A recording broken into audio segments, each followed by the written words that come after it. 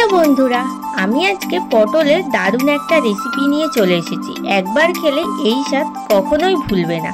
প্রথমে পটলগুলোকে ছাড়িয়ে নিতে হবে, তারপর কড়ায় পরিমাণ মতো তেল দিয়ে পটলগুলোকে ভালো করে নুন দিয়ে ভেজে নিতে হবে। লাল লাল হয়ে ভেজে আসলে পটলগুলোকে তুলে নিতে হবে। তারপর কড়ায় পরিমাণ মতো তেল দিয়ে তার মধ্যে দিয়ে দিতে হবে গোটা জিরে, তেজপাতা, দারচিনি আর এলাচ। এরপর দিয়ে দিতে হবে পেঁয়াজ কুচি। পেঁয়াজটাকে ভালো করে ভেজে নিতে হবে। তারপর দিয়ে দিতে হবে টমেটো।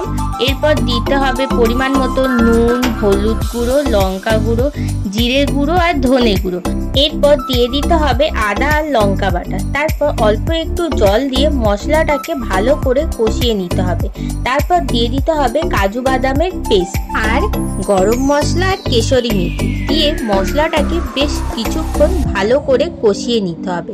তারপর দিয়ে দিতে হবে গরম দুধ। দুধ দেওয়ার পর তরকারিটা মাখো মাখো হয়ে আসলে তারপর ভেজে রাখা পটলগুলোকে দিয়ে দিতে হবে। তারপর বেশ কিছুক্ষণ কষিয়ে নেওয়ার পর পরিমাণ মতো জল দিয়ে দিতে হবে। আজকের রেসিপি তোমাদের কেমন লেগেছে তোমরা কিন্তু আমাকে অবশ্যই কমেন্ট বক্সে জানাবে।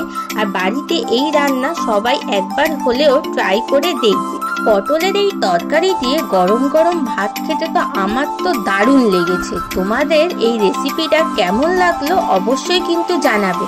আর আজকের ভিডিও যদি ভালো লেগে থাকে তাহলে অবশ্যই আমার চ্যানেলকে লাইক, শেয়ার অ্যান্ড সাবস্ক্রাইব করতে কিন্তু ভুলবে না। আজকের ভিডিও এই পর্যন্ত, দেখা হবে নেক্সট ভিডিও নিয়ে। টাটা বন্ধুরা।